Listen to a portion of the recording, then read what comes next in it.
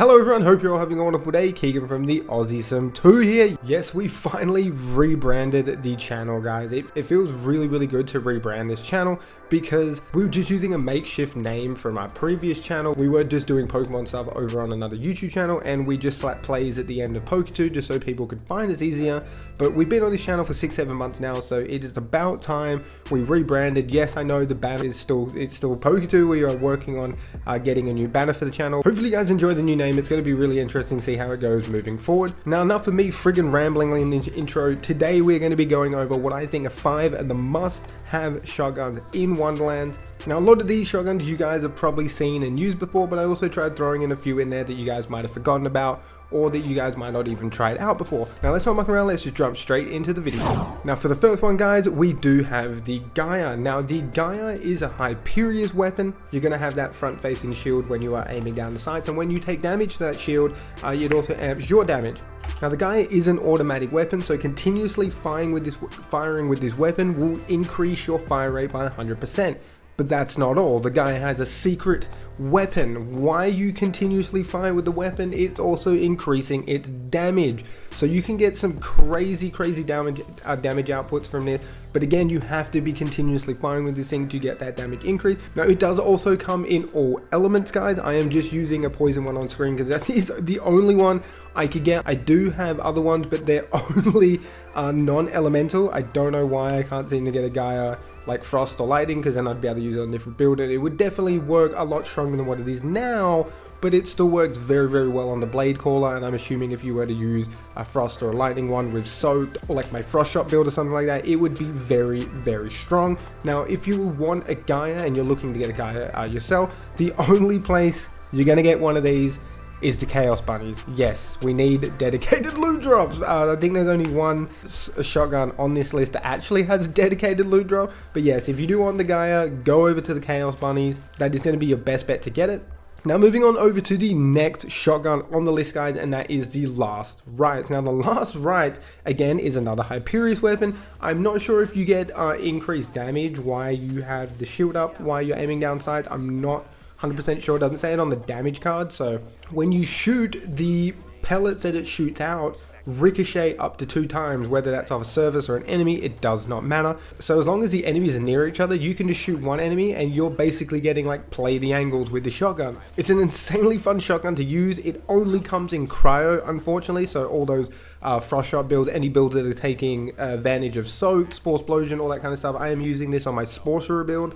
It works very well. I didn't have my frost shot build actually set up, but I'm assuming it would work insanely well over there. I remember I have used it before and it was a lot of fun to use. Now if you do want the Last Rites shotgun, it is a quest item. You need to do the quest 20,000 years under the sea, and then once you have done that quest, I'm assuming most people have probably done that quest, it's going to appear in the vendors. So if you want a vendor farm, which is where you just like load in, check the vendors, if there's nothing there that you want, you save quit, then you reload back in, I'm pretty sure, and you just check the vendor again to see if the items are there or if quest items are there. So if you do want the Last Rite and you haven't done 20,000 years under the sea, go and do that quest at like Chaos level 50. I'm pretty sure you might have a chance at getting it like Primordial Ascended, all that kind of stuff.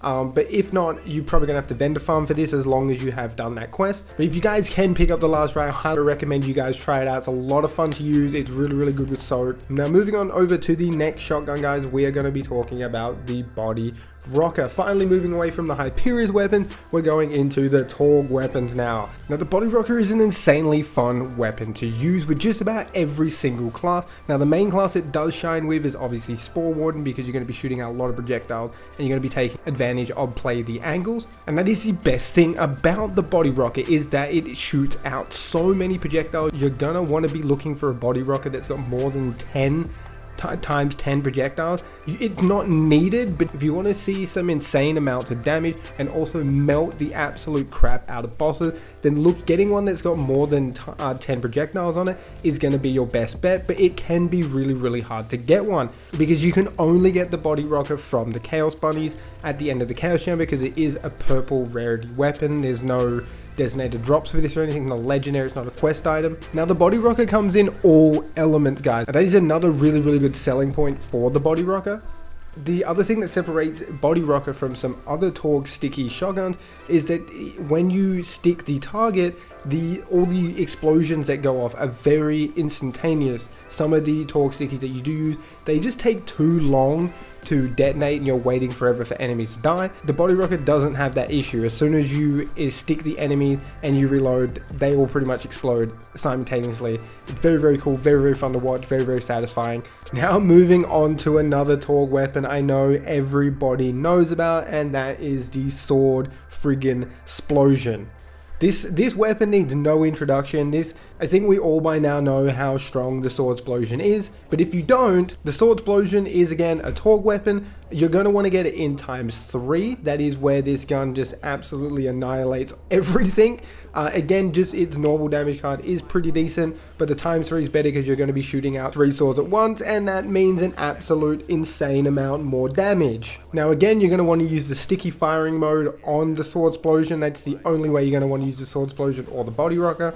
Now the Swordsplosion does come in every single element, but again it does really shine when you are using the soak class mod, or even if you're using Blightcaller, because you're going to have the soak mechanic in your skill tree for free. That does not mean that the Swordsplosion does not work if you are not using soak. I'm assuming that a poison ×3 will work very well with Blightcaller as well. Dark Magic one works very, very well with Graveborn. The Swordsplosion just is probably one of the most diverse shotguns in the whole entire game, that the fact that it works with just about every single build, no matter what element you're using as well, which is just nuts. Now if you are looking to get yourself a Swordsplosion without mindlessly pumping crystals into the Chaos Bunnies, you can farm Lechance. I'm pretty sure this is the only one on the list that actually has a dedicated loot source. You can go farm Lechance and you will have a pretty decent chance of actually getting the Swordsplosion, especially in ×3. I've gotten multiple from Lechance for farming it. Now moving on to the last one, and then I'm going to go over some honorable mentions, guys, and that is the Stabber-matic. Again, another shotgun I'm pretty sure everyone's probably seen too much of. The reason we've seen too much of the Stabber-matic is because it's just so ridiculously strong. It does scale off melee damage, so it does do melee damage, and it works with a very few select melee hilts in the game. The one that it works insanely well with, and the one that most people, or the one that everybody uses, and that is when you are running the Spellblade with the Stabber-matic. It just does an insane amount of damage. It just double dips because now you get melee bonuses and spell damage bonuses because you're using the Spellblade, and Spellblade converts its melee into spell damage. So this shotgun is just outright disgusting. It just melts everything, especially if you set it up correctly.